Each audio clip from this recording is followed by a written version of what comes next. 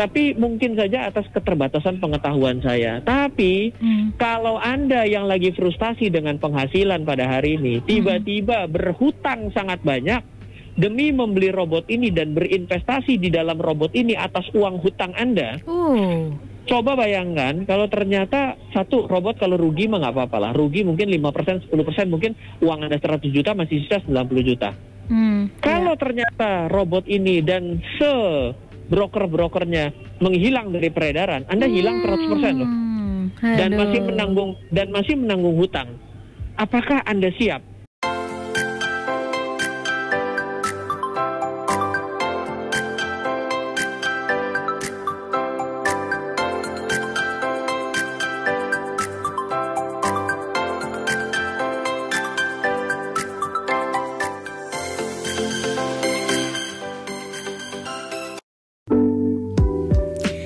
Masih disiarkan langsung dari kawasan Sudirman Lantai 3 Studio KPFM Balikpapan. Selamat sore pendengar KPFM. Kita sudah masuk di interval yang kedua.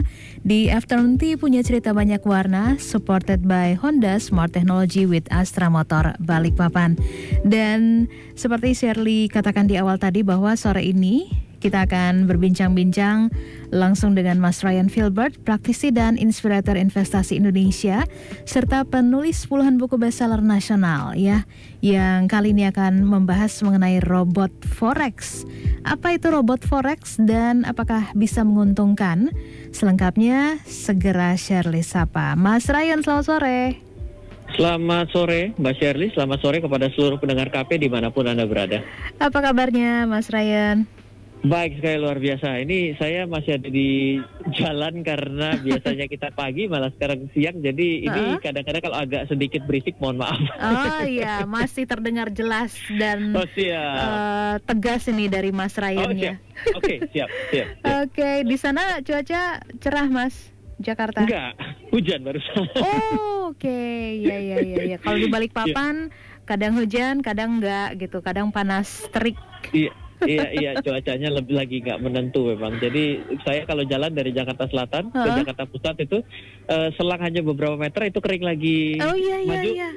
Hujan lagi. Saya bilang ini hujannya bisa lokal ya. Sama, Balikpapan juga seperti itu. Ada wilayah-wilayah yang nggak hujan dan hujan gitu ya. Tapi kita nggak akan bahas hujan. Kita mau bahas soal robot Forex. Ini asli saya baru dengerin nih, robot. Biasanya kan robot tuh anak-anak ya. Ini ada di Forex nih. Gimana nih? Apa maksudnya robot Forex ini apa, Mas Ryan? Pertama-tama ini pada seluruh pendengar KP harus saya tegaskan ini bukan lagi jualan robot. Kenapa? Karena orang hari ini tuh lagi ngetrend sekali jualan robot. Oh iya. Tapi yang perlu kita ceritakan itu adalah dasarnya Anda harus memperhatikan atas penawaran-penawaran ini. Jadi gini Mas Yari, saya itu kan belajar mengenai dunia keuangan kan dari tahun 2004. Sebenarnya ngomongin namanya robot itu udah ada dari tahun 2004. Iya. Jadi dari dulu orang kalau di Forex itu tahu namanya adalah robot. Biasa dikenal disebut dengan expert advisor. Expert advisor itu adalah sebuah script ya, sebuah logic. Itu dimasukkan ke dalam sebuah aplikasi namanya adalah MetaTrader. MetaTrader 4 kita masukkan ke sana sehingga ketika ada suatu gerakan sesuai dengan perintah kita, maka si robot itu akan mengeksekusi beli atau jual. Iya. Jadi misal saya cuma bilang gini, robot kalau ternyata ternyata harga emas sedang berada di rata-rata 10 hari tertingginya, tolong dijual. Dia langsung pencet jual, klik langsung otomatis jual. Nanti kita bilang robot kalau ternyata dia sudah 10% dapat untung atau rugi, tolong dibeli. Jadi kan kalau udah jual kan lawannya beli, kalau beli lawannya jual ya. Berarti itu yang terjadi. Ada suatu perintah yang dimasukkan ke dalam aplikasi MetaTrader yang namanya Expert Advisor, memungkinkan yang namanya beli dan jual secara tanpa perlu kita awasi lagi. Nah, di sini pemikiran kita itu adalah bagaimana membuat sebuah perintah yang benar kepada si robot dong. Iya dong, karena kan robot ini sebenarnya bukan robot pinter, tapi adalah robot yang sangat patuh dengan tuannya.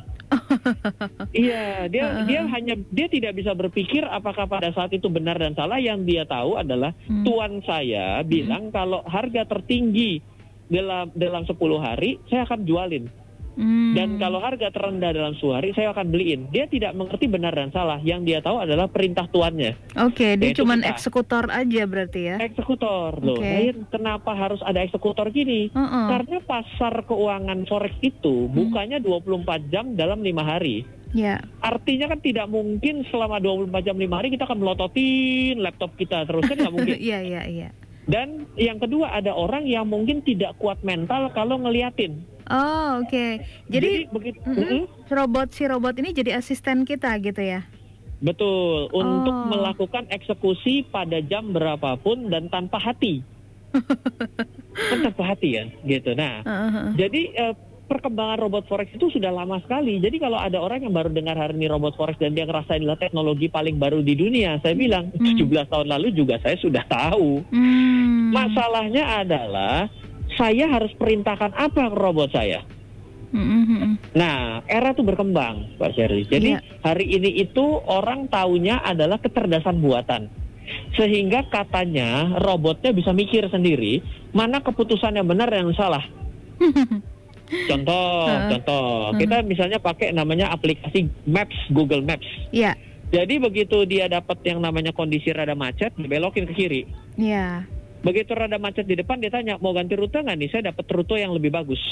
Suruh belok ke kanan. Nah, itu sudah level selanjutnya dari robot, di mana robot ini bukannya diberikan informasi oleh kita yang kita mau, tapi kita diberikan informasi adalah sesuai dengan perubahan dinamika yang terjadi dalam suatu kondisi tertentu. Tadi jalan raya. Nah, ini juga robot itu hari ini katanya dikembangkan untuk kecerdasan buatan dalam transaksi forex, sehingga dia bisa berpikir akan keputusan yang lebih baik karena dia mikir sendiri. Wih, iya. Nggak rugi katanya dong kita beli dia gitu kan. Nah, oke. Baik. Ya, masalahnya adalah sejauh yang saya tahu sampai dengan hari ini, kecerdasan buatan itu bila Anda masih menggunakannya aplikasi yang hari ini umum digunakan namanya aplikasi seperti MetaTrader, sejauh yang saya tahu kecerdasan buatannya itu belum bisa dikombinasikan, digabungkan ke dalam robot forex yang dimaksud tadi, Expert Advisor. Jadi belum nyambung gitu. Jadi kalau misalnya mau nyambung, di mana sampai ada kecerdasan buatan berdiri pada robot Anda di MetaTrader, itu sejauh pengetahuan saya juga orang yang catch up dengan dunia teknologi, itu belum sampai. Jadi kalau ada orang yang hari ini jualannya adalah bukan lagi robot, tapi adalah robot pinter yang bisa mikir sendiri, yang katanya juga bergabung dengan artificial intelligence yang ada di dalam aplikasi robot forex MetaTrader, kok saya merasa bahwa itu belum bisa. Jadi boleh dibilang mungkin selling yang lebay, cara jualan yang lebay gitu. Dan kalau ternyata jualannya benar-benar lebay, berarti teknologi yang sedang kita bicarakan mengenai robot yang hari ini katanya tidak pernah rugi, iya, itu masih sama seperti 17 tahun saya belajar. Sama aja, sama aja bohong ya Mas ya? Nah, bicara sama aja bohong dan tidak, masalah utama itu adalah perintah apa yang kita minta kepada si robot untuk melakukan transaksi. Apa perintahnya? Kita harus jelas, karena si robot ini kembali lagi dalam konsep yang tadi yang di awal. Dia itu sebenarnya bodoh karena dia hanya mengikuti sebuah instruksi dan tidak punya hati. Iya. Gitu. Tapi yang menarik adalah banyak orang bilang bahwa robot-robot ini hebat karena tidak pernah loss dalam beberapa waktu, atau memang ada loss tapi sangat kecil tapi profitnya gede. Bisa menguntungkan begitu ya? Bisa menguntungkan sampai dengan puluhan persen per bulan. Nah, ini yang harus kita cermati dengan hati-hati, karena pertama, kalau sebegitu gampangnya orang cari duit, sampai robot yang harganya cuma puluhan juta saja bisa menghasilkan suatu yang konsisten, berarti rasanya orang yang sangat besar seperti institusi dan negara mungkin berani beli robot itu loh.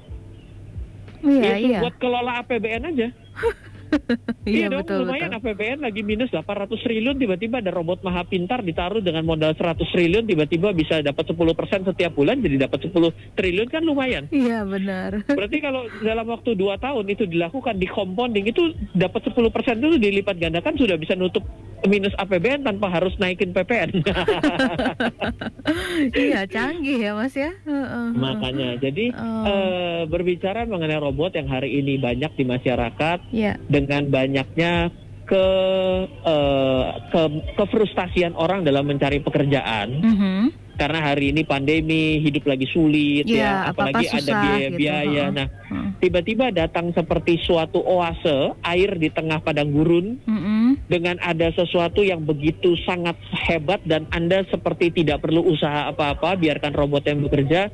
Kita harus menyikapinya bukan jangan dibeli, tapi logik dan juga ini harus kita sikapi dengan kewaspadaan lah. Ya, tanya sana sini gitu ya Mas ya. Betul, karena robot yang saya tahu sampai hari ini tidak ada robot yang begitu sustainnya, sebegitu konsistennya bisa menghasilkan persentase yang besar.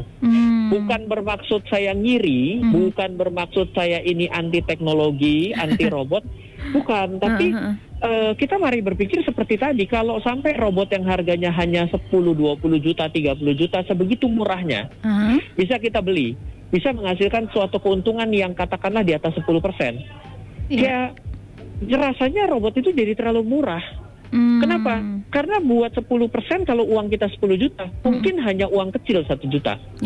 Tapi kalau saya begitu yakin ada sebuah robot yang bisa memberikan suatu keuntungan 10%, saya hantam aja langsung 10 triliun. Kan saya dapat langsung 1 triliun kan? Beli robot hanya 30 juta, murah sekali dong. Nggak worth it ya. Tidak cocok dengan harganya, jadi terlalu murah kalau dengan sebegitu pintarnya. Gitu. Jadi saya sekali lagi bukan mengatakan ini tidak mungkin, tapi mungkin saja atas keterbatasan pengetahuan saya. Tapi kalau Anda yang lagi frustasi dengan penghasilan pada hari ini, tiba-tiba berhutang sangat banyak demi membeli robot ini dan berinvestasi di dalam robot ini atas uang hutang Anda. Coba bayangkan kalau ternyata satu robot kalau rugi mah nggak apa-apa lah. Rugi mungkin 5%, 10%, mungkin uang Anda 100 juta masih sisa 90 juta. Kalau ternyata robot ini dan broker-brokernya menghilang dari peredaran, Anda hilang 100% loh. Dan masih menanggung hutang. Apakah Anda siap? Jangan pernah katakan nggak mungkin lah itu terjadi. Atau jangan katakan begini, oh Ryan kalau 10%, 10 bulan saja, maka saya kan sudah break even point. Berarti kan masa 10 bulan ini dengan rekam jejak dia 3 tahun tidak bisa sih? Loh, orang mau lari mana pernah, orang mau kabur mana pernah permisi ya kan? Maling nggak bilang-bilang. Ya, saya 2 bulan lagi mau tutup loh. Nanti jadi kalau 2 bulan lagi saya mau tutup, kamu tarik sekarang loh ya. Ya nggak mungkin namanya mau kabur. Iya. Nah, jadi kalau ternyata itu terjadi dan ternyata belum sampai dengan waktu ekspektasi Anda masih gimana? Apalagi Anda hutang. Kalau Anda ternyata punya uang 100 miliar masukin 1 miliar sih saya bilang nggak apa-apa lah. Itu mah namanya ujian berhadiah aja gitu ya.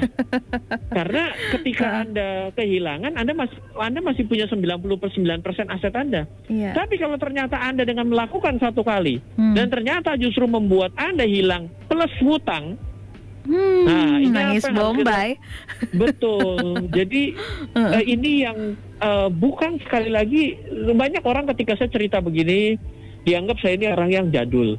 Saya adalah orang yang tidak peka zaman dengan ada kecerdasan buatan. Loh, saya sih jelas gitu ya. Bagaimana saya gaptek, orang saya punya perusahaan full stack developer programming dan saya juga certified keamanan informasi whitelist daripada Kominfo loh.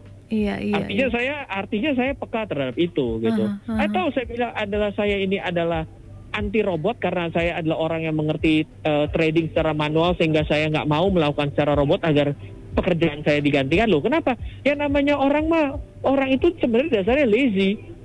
Kalau orang yang sudah mengerti IT sebenarnya dasarnya lazy. Bagaimana cara mengotomatisasi sebuah pekerjaan? Tapi untuk menyerahkan dalam sektor keuangan dalam jangka pendek, keuangan itu sifatnya adalah unpredictable move atau bergerak secara random walk. Itu dikemukakan oleh penerima Nobel Eugene Fama mengatakan bahwa dalam jangka pendek market itu bergerak secara random. Artinya kita tidak ada yang pernah tahu dia naik atau turun.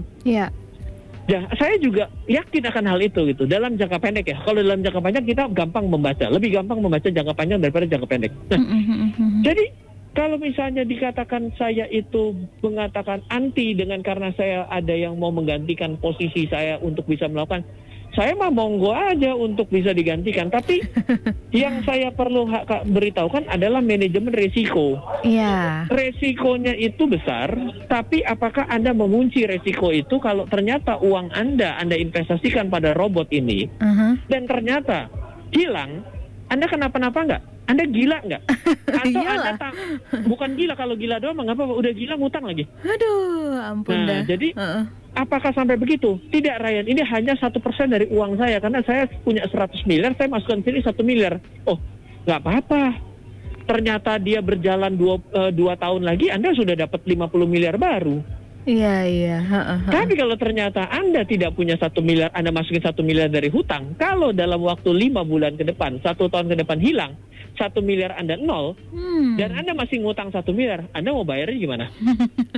Nah, ini namanya manajemen risiko seperti itu. Iya. Emang sekarang tuh lagi ngetren dan dijual gitu ya, Mas, si robot ini ya?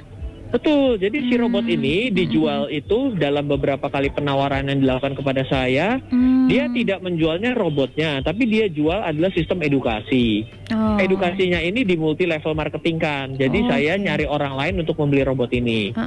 Dan saya itu ibaratnya bukan beli robot tapi sewa robot, karena robot itu dipinjamkan dengan suatu rahasia, resep rahasia programming. Di mana robot ini tidak dikasih tahu kepada saya robot ini bekerja dengan cara apa. Pokoknya cuma pakai aja. Nah, ini adalah awareness selanjutnya adalah, kok Anda bisa menggantungkan hidup dan mati Anda pada sesuatu yang kita tidak mengerti sebenarnya keputusan apa yang sedang dia lakukan. Iya. Ibaratnya kita ada supir di depan kita, dia tiba-tiba belok kiri, seret. Loh, di depan macet, kenapa ke kiri ya? Kamu percaya saya aja. Waduh, oke sih. Tapi itu oke dalam satu kejadian gitu ya. Tapi kalau dalam terus-menerus, apakah Anda tiba-tiba sebagai orang yang duduk di belakang, apa Anda nggak merasa jadi takut ya? Iya. Gitu. Jadi kita juga melihat di situ menjadi sesuatu yang harus Anda sikapi bahwa saya paham kita adalah orang yang tidak ngerti, makanya menyerahkan kepada yang robot yang ngerti.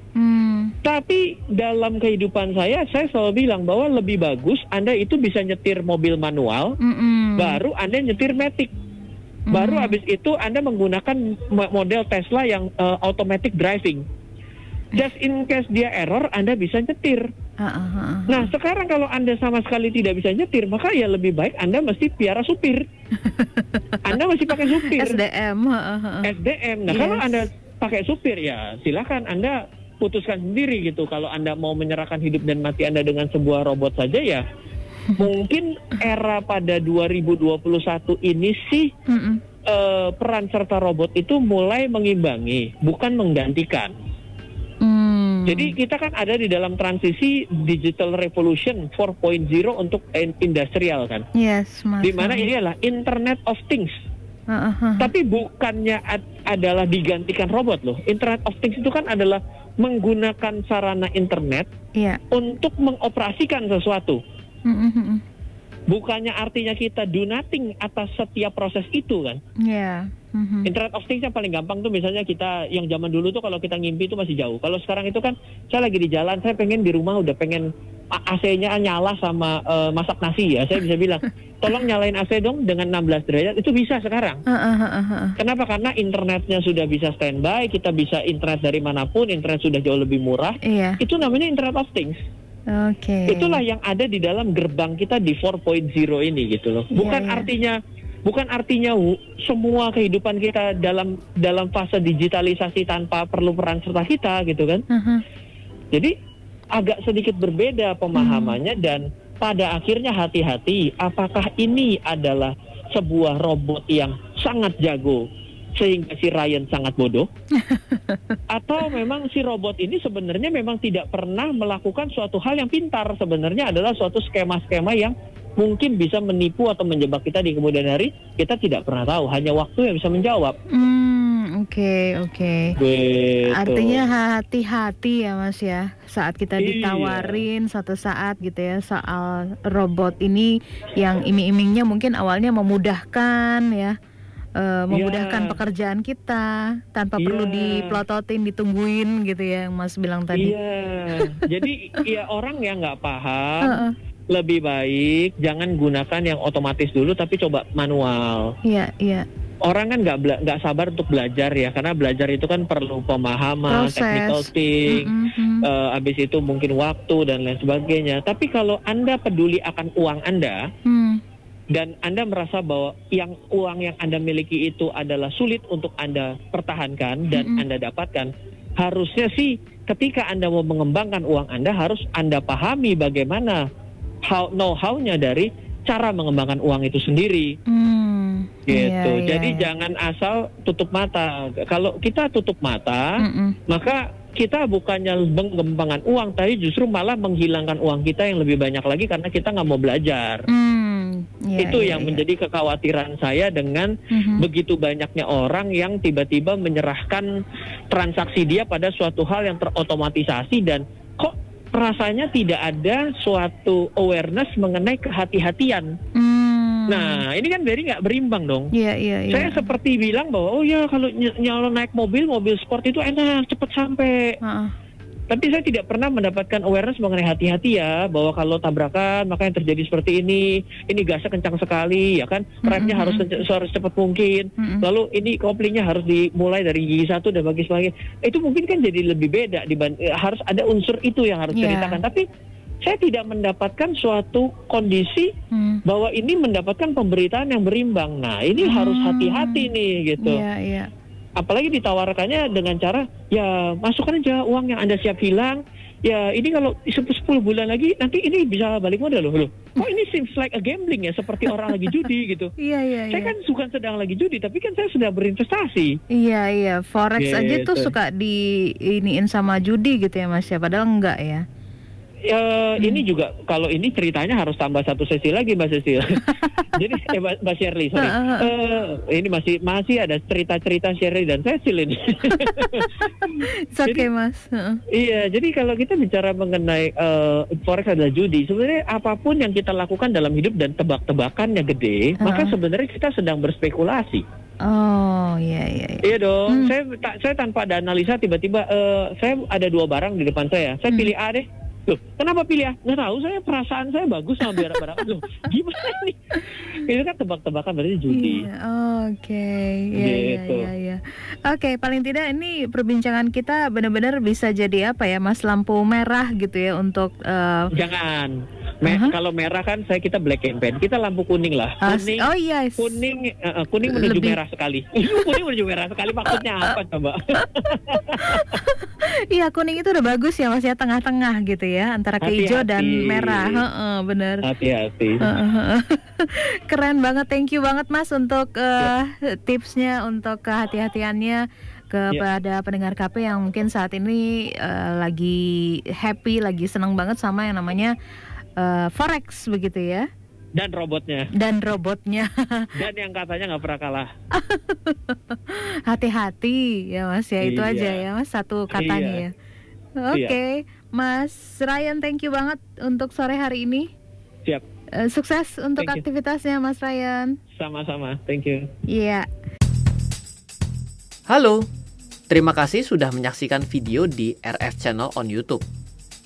RF Channel adalah channel edukasi untuk kita secara bersama-sama belajar dan mendapatkan aktualisasi mengenai investasi, keuangan, dan bisnis bersama saya, Ryan Filbert, dan tim. Add nomor WhatsApp saya di 0895 07 08 0789 0895 07 08 0789. Download aplikasi MyRF di Android atau iOS untuk mendapatkan artikel dan tema-tema khusus mengenai edukasi investasi, keuangan, dan bisnis pada aplikasi MyRF sekarang juga. Setiap bulan, saya bersama dengan tim memiliki kelas, mulai dari belajar trading dengan analisa teknikal, yang strateginya bisa Anda terapkan pada seluruh market, mulai dari saham, forex, hingga cryptocurrency, atau kelas investasi saham bernama Fundamental Camp. Untuk mengetahui kelas lainnya dan bertanya mengenai kelas, Hubungi tim sekarang juga di 0852 882 6187. Sekali lagi 0852 882 6187. Semoga terus bermanfaat. Dari saya Ryan Filbert, salam investasi untuk Indonesia.